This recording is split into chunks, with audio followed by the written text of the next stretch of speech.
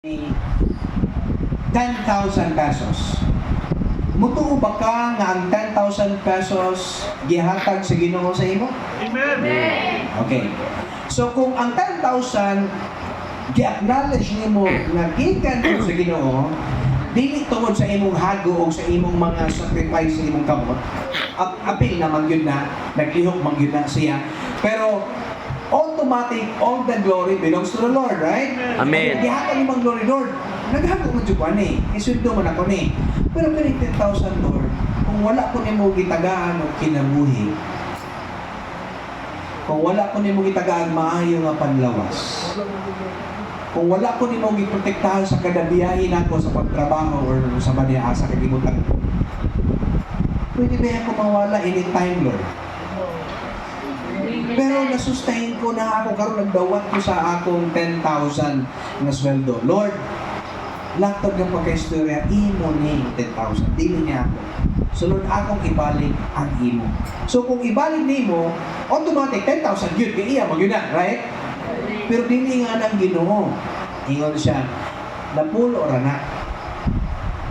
Imo ang 90%. So, pilay 10% sa 10,000? 1,000. 1,000. So, ang imo, ibalik. Dili ihatag. Tapos muna ko, pila ang imong ibalik sa Ginoo?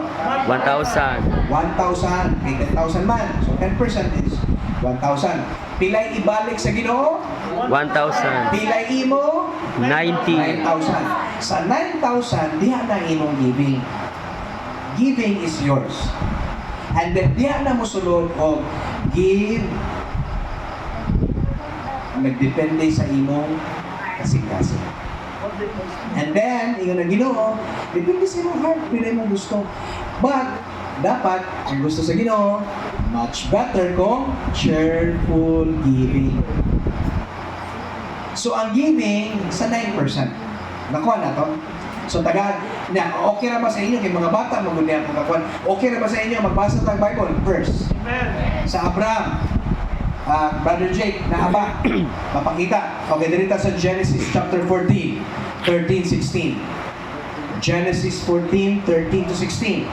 Ay nanghitabo karon si Abraham. Everybody si Abraham. Abraham. Si Abraham, nisunod niya si Isaac, si Jacob, si Joseph the Dreamer, and then 450 years niya si Moses. Si Moses, diha ang balaod yatag. Layo kayo, no? Abraham to Moses, layo dili. Layo. Layo kaayo. So balik ta kang Abraham nga time. So sa time ni Abraham walay balaod. Walay 10 commandments. Klaro? Pero ang tawag sa Ginoo ni Abraham, friend of God. Ang tawag ni God ni Abraham, my friend. Ngano tawag man mo si Abraham, my friend, nga di na siya under the law, siya yung law. Si Joseph the Dreamer, wala ko balaod sa iyang time. Pero ngano nakaingon si Joseph the Dreamer nga katubang nagtitintal na siya sa asawa ni Potiphar, ingon siya nga, away from me, this is a great wickedness. Unsay tawag ni Joseph the Dreamer sa kanang mga kabit-kabit ug uban pa siya, great wickedness. Na naman kay bana akong amo si Potiphar. Yes, gwapa ka. Batan-on po ko pero di man pwede. Siya nga, this is great wickedness. Niya, put it in your mind, take note, take note. Kaya apil sa quiz, si Joseph dili under the law. Kaya wala pa yung law at that time. Kano sa ang law? Panahon ni Moses. Joseph to Moses, 450 years. Yan karon si Abraham, wala pa ni balahod. Pasamot, wala idea anything about 10. Okay? So yun dire. Ang who had escaped came and reported this to Abraham the Hebrew. Kay naay Abraham the Gentile. So dapoy Abraham the Hebrew. Si Abraham the Hebrew mao nang ginikanan, mo ni pinaka nunuan sa mga Hudyo. Si Abraham ipapahawa sila sa Ginoo sa lugar sa iyang papa paingon sa Israel, of course. Hindi pa ng Israel nga ngalan sa una.